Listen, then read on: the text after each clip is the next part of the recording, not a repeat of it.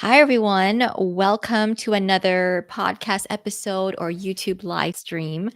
I want to talk to you today about overwhelm. Overwhelm.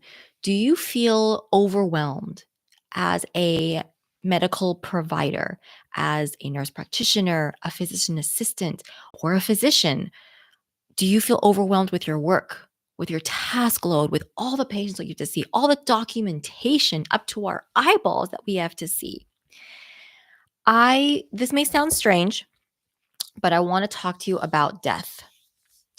In medicine we deal with death a lot, but on an everyday basis it's not something that usually people talk about. And death is probably one of the most effective and productive facts of life. As medical providers, we know there is a time limit on everyone's lives, and every human being wants to live life to their fullest. Every human being wants to feel like they are happy. Everyone wants to feel joy in their life. And the fact that we all have a limited number of days, of years, of decades in our life on this planet is the healthiest perspective anyone can have. It's a constant reminder. It's a constant reminder to live with more intention and with less fear. And do you know what is the number one regret of older people? Do you know what the number one regret is? There's been studies, decades of studies, there's been reports, books written about this. Numerous books and studies written by healthcare providers, hospice nurses, even pastors have documented what older people in their 80s, in their 90s have what their biggest regret are in life. And there's one very common one that everyone seems to have. And that is that they did not strengthen their most important relationships as much as they wish they had. Many older people wish that they had spent more time nurturing their relationships with other people.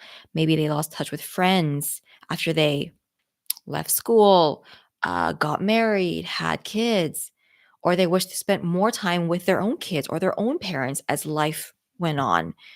And the truth is that life is about connection. Life is about relationships. 2 years ago, actually less than 2 years ago, September 8th, 2022. Do you remember what happened? Queen Elizabeth II passed away. And I don't know if you remember, but those few days afterwards, thousands upon thousands of people lined the streets of London for more than 24 hours, more than 4 miles long. Can you imagine a queue more than 4 miles long just for a chance to enter the church, pay their respects, see her casket, and say their final goodbyes? I mean, reports say that over 750,000 people lined up to pay their respects to the Queen. Over 750,000 people.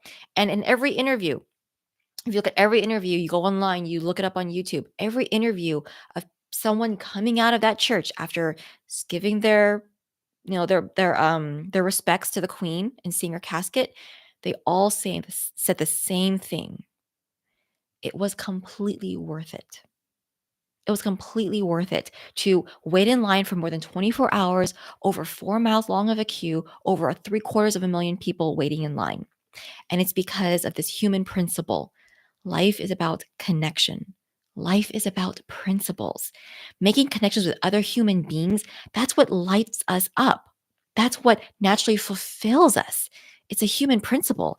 And as medical providers, we do so much doing our work, right? We see patients back to back, back to back. We write notes on our patient cases. We answer patient messages in the health portal if your work has one. We triage lab results, imaging, we interpret them, we comment on them, we triage and decide what's next steps. And a lot of times we just feel all over the place. Humans are complex creatures. Humans are complex creatures with multitude health issues. And sometimes we feel like we're just robots on an assembly line or a little cog in a tiny machine called the healthcare system. Or sometimes we feel like the system is making us treat our patients like parts of an assembly line. And and a lot of times we cannot wait to get to the vacation to relax. We cannot wait to go on the trip, the vacation, to take our PTO to relax and enjoy and recharge ourselves. But is that going to make us happy? Spending our life just going through the motions to get to our vacation every few months. We probably spend more time at work with our patients than we do with our own loved ones. Let's be honest. And so I don't want you spending the majority of your life feeling like a robot, like parts in an assembly line, a little cog in a giant machine. Choose to inject meaning in and connection with other human beings, even during your work with your patients, because that all makes a difference. Those little moments, how you feel about yourself at the end of each day, that makes a difference. That's an accumulative experience. And these people, these patients, your colleagues, they may not be your family, they may not be your kin, but they are humans too. They are humans too. And connections with them can be fulfilling itself on a different degree.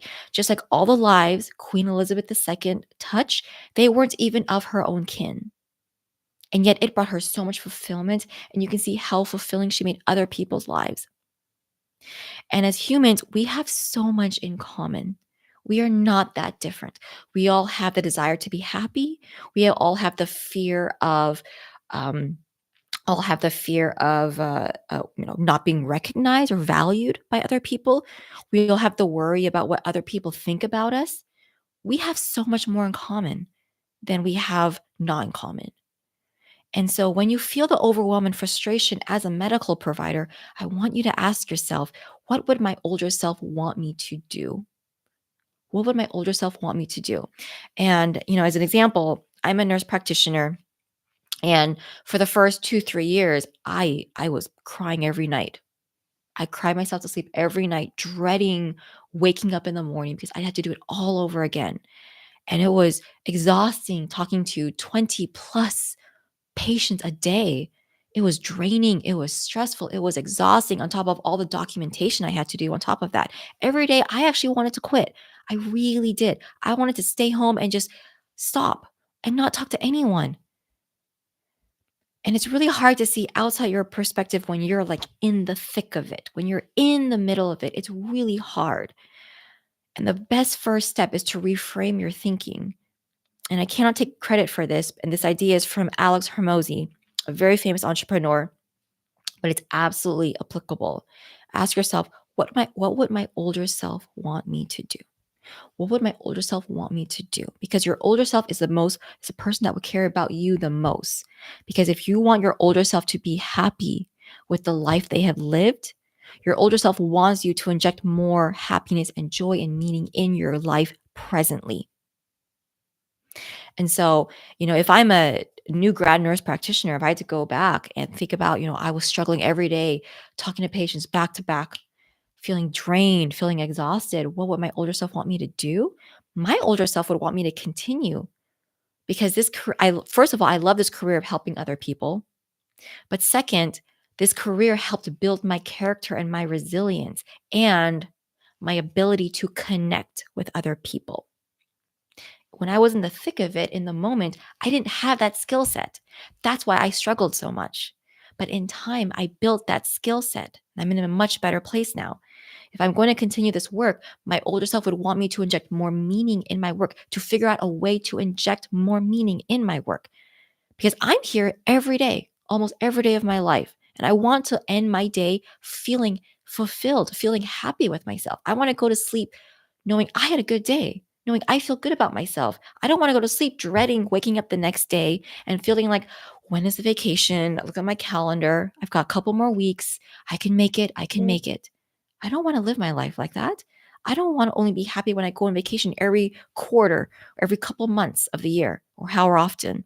I don't want to be on my deathbed and feel like I was happy for only 20% of my life. What would my older self want me to do? My older self would want me to practice my social skills over and over and over until I had that technique down so well that I could socialize and connect on autopilot. Even when I I'm overwhelmed with work and all the things I had to do in my work. My older self would want me to feel more at ease with connecting and socializing and connecting with my patient. So that if I had a tiny 10-minute slot with my patient where I had to examine them, evaluate them, make a diagnosis, order pertinent labs and imaging, prescribe a medication, and talk about the side effects if indicated, I would want to be able to, I don't want my fact of my connecting with the patient taking away from the actual work and caring for their health problems. And this reframing opens up a whole different perspective. Instead of thinking of only in the now, how overwhelmed I feel, how scared I feel right now, how uncertain I feel right now, how I feel like it's going to take too long to get to the vacation or to the retirement. Instead, what would my older self want me to think right now? My older self in 5, 10, 20, 50 years, what would they want me to do right now? There's a common saying that life is short. Life is short. And I like I said earlier, we only have a limited number of days, of months, of years on this planet before our time is over. Especially for me, I really understand this important lesson. I lost a parent over several years ago, 6, 7 years ago. I lost my mom. She passed away very unexpectedly. It was unexpected. It was not anticipated. I got married without my mom. I had a baby. I became a mom without my mom. And that's probably the hardest thing I've ever had to go through. And that made me realize one, life is short. Life is so short. And we have a limited number of days on this planet. You may not think that working on the art of connecting with other people is important, but trust me, it is. It's morbid, but any day now, any one of us could unexpectedly pass away and die. Also, too, relationships and connections are the most important investment you will ever make. No amount of money can buy back my mom. No amount of money can bring her back. No amount of money can bring back all those memories I missed out with her. No amount of money can bring back the number of conversations I had with her, spend more time with her. Smart people learn from their mistakes. I like to think really smart people learn from other people's mistakes. So please be a really smart person. You only get one life, and being happy is completely in your control. So when you're struggling with feeling robotic at work and overwhelmed at work, and you want to inject meaning in your work, think to yourself, what would my older self want me to do? Humans are built for connections. Humans are social creatures by nature. We are built for connections. And I promise you, choosing to connect with other people, with your patients on a regular basis, those little moments, they will light you up. They will fulfill you. They will increase your enjoyment in your work and your life. And so I hope this was helpful. This was my little love message to you that I hope you can inject more meaning into your work so you can find a little more fulfillment at the end of your work days. Okay, so that's the end of this episode, and I hope this was helpful, and I will see you all next time. Bye.